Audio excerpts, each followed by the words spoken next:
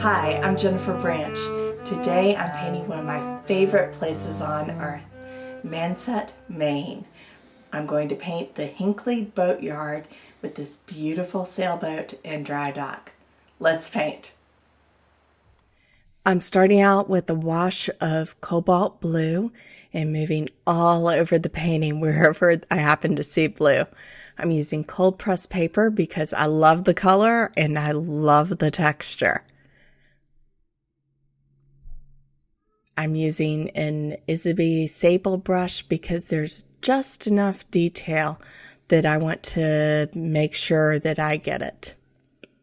A sailboat has to be fairly accurate. It's like a face. Now I'm just dropping some azo yellow in here.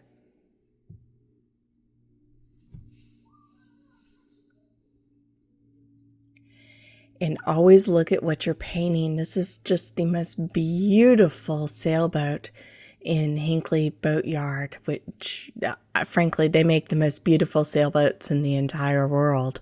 So that's saying something. And I was lucky enough to see it in dry dock where you really see the bones of it, which is, it's just a nice experience.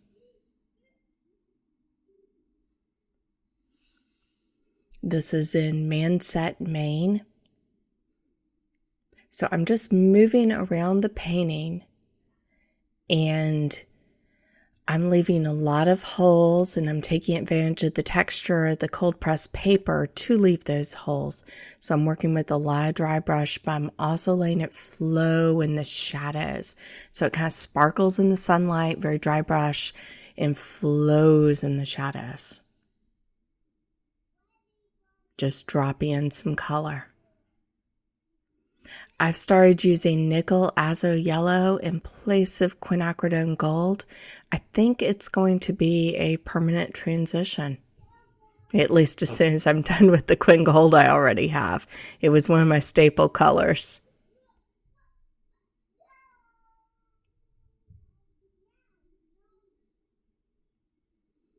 There's the texture from the barnacles and all the sort of things that get on the bottom of a boat. And so it's patchy. Obviously, they're being painted and worked on. And so I want to do some dry brush underneath, and then I'm going to do a couple washes of the actual boat colors on top. I am really not sure what you'd call it. The big winch pulley system on the sling that the boat is sitting in.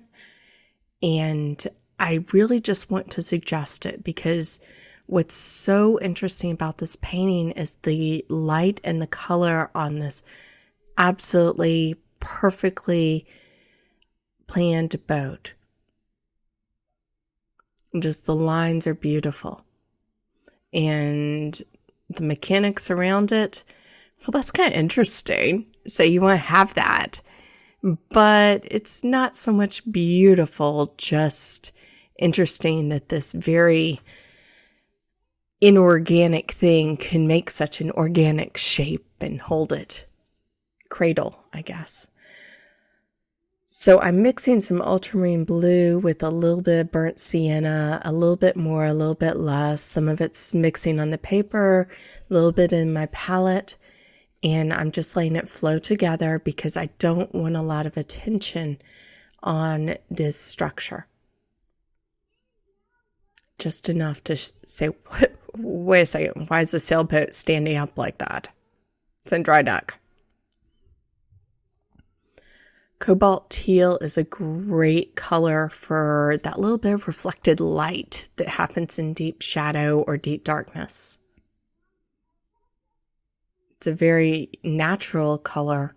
You see it a lot in nature. You wouldn't think so because it's a very bright blue, but you see it a lot.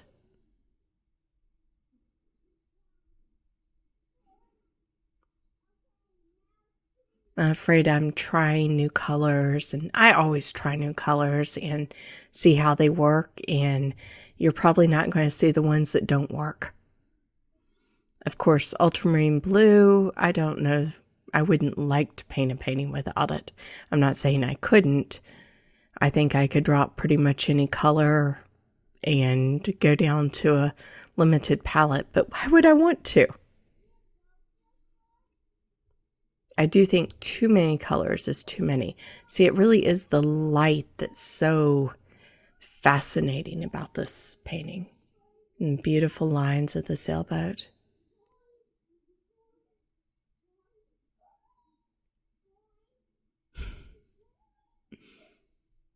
Just some deep shadow down here. And yes, I know that's red. I'm painting the shadows.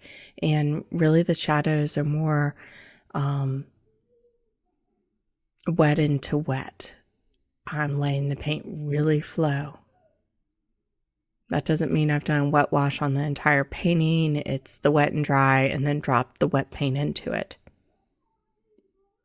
Let it bloom around and make its own way.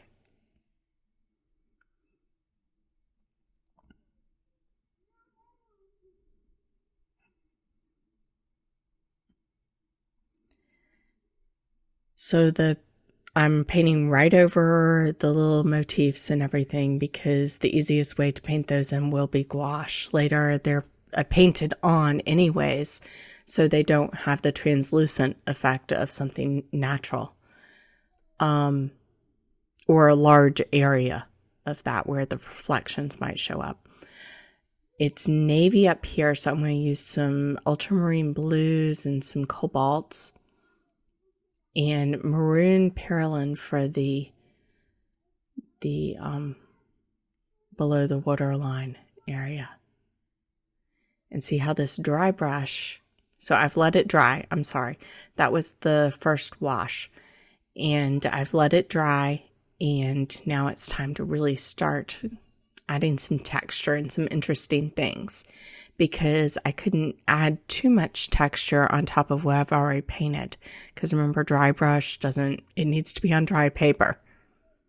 Or at least it has its most effect on dry paper.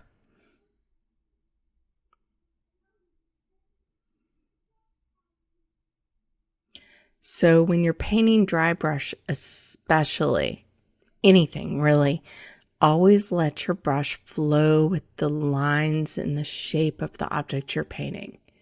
That's going to make a tremendously different effect.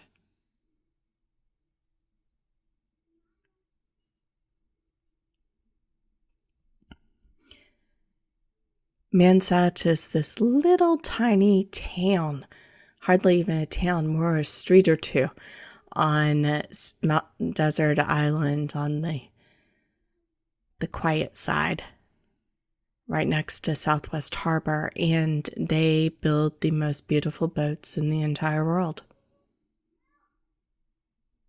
Definitely worth seeing, because this photo to do this was taken from the street. So you can go and you can sketch, and I've taught a class sketching there. It's a nice place.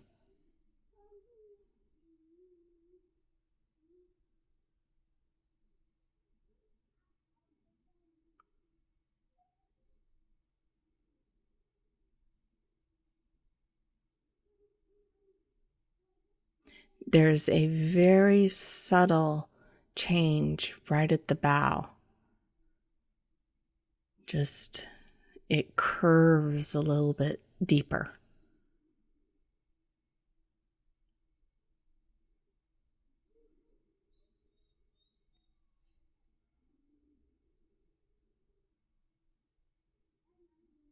And some deep darks in there, because that's a deep shadow. It's a sunny day, and the lines from the rigging are coming across, and they're making some deep, strong shadows.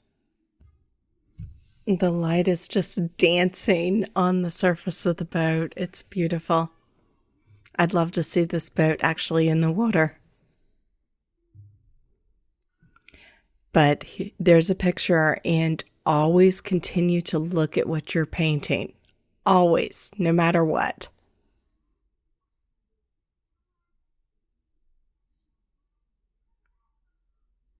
It's a beautiful sunny day. It's September in Maine, so the light is a little bit on the cool side. It's not the warm light of the height of summer. And that makes a difference. It isn't cold like winter, but the highlights, they don't have the warm tones. And the shadows are very cool and dark. Lovely. So just pull the ultramarine blue along there and let it mix with the maroon perylene and see how the texture is really starting to come up. So I'm doing very light washes over there. And cobalt teal is just perfect for any kind of little reflection like that. It's just that greeny glow that you see all the time.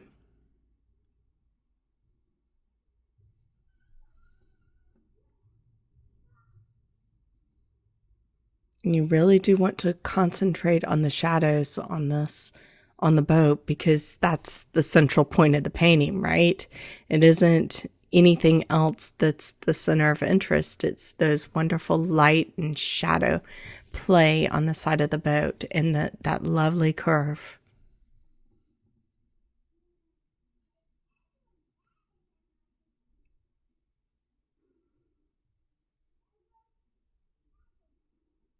Just emphasizing a couple of the details. Now I can get into the darks because it's a navy boat on the above the waterline. So, before I was just doing the layers and doing the texture and a little bit of sparkle. But now we're going to start some of those deep darks. And you have to finger paint.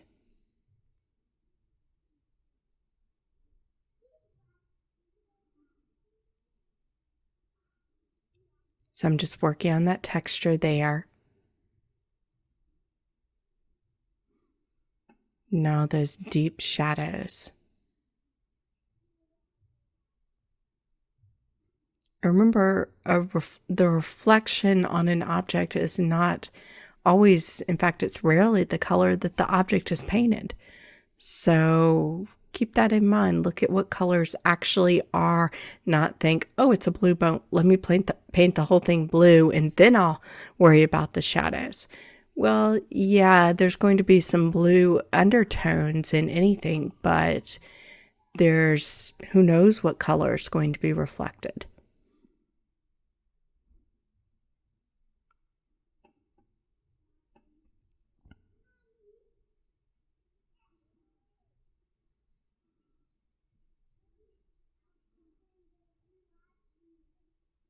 Just pulling that along. And see, notice the direction I'm moving is the direction of the shadows and the direction of the shape of the hull.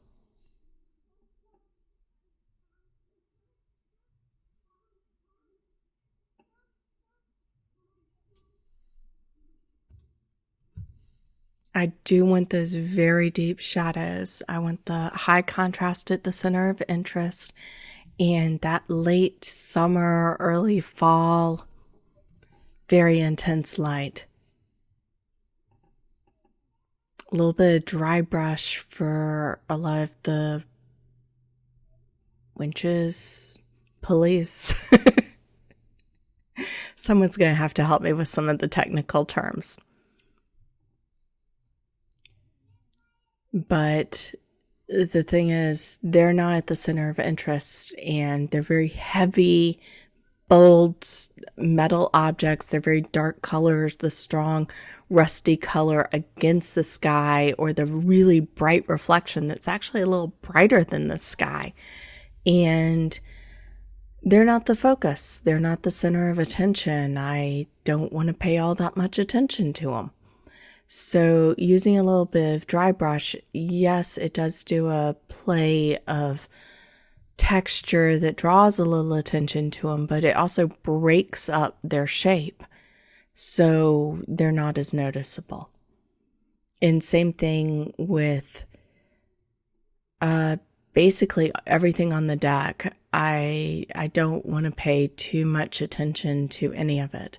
It has to be there, And you notice that I did draw it accurately because it's a sailboat. Everyone knows what a beautiful sailboat looks like. And if things aren't in the correct proportions, it does not look right. And so I did take a little bit of extra time, just as I take with a human face, to make it fairly accurate. But now that I've done it where I know where the lines are, I know where everything goes, I can do it accurately, but I don't want to do it very heavy-handedly.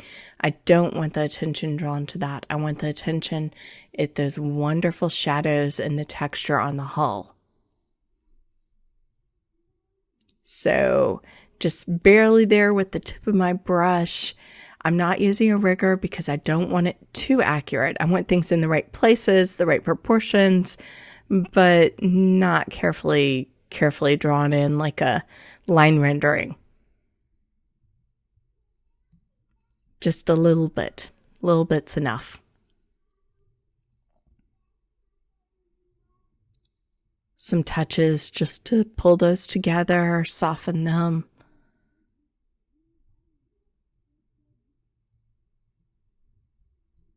Huge winches, unbelievably big. Really interesting. Just a touch there, just so you can see it. Cobalt teal is a good color for that, very soft.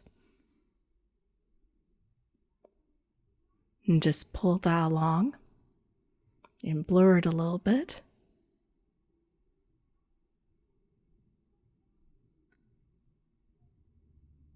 A little bit of dry brush, like it's just sparkling on the surface.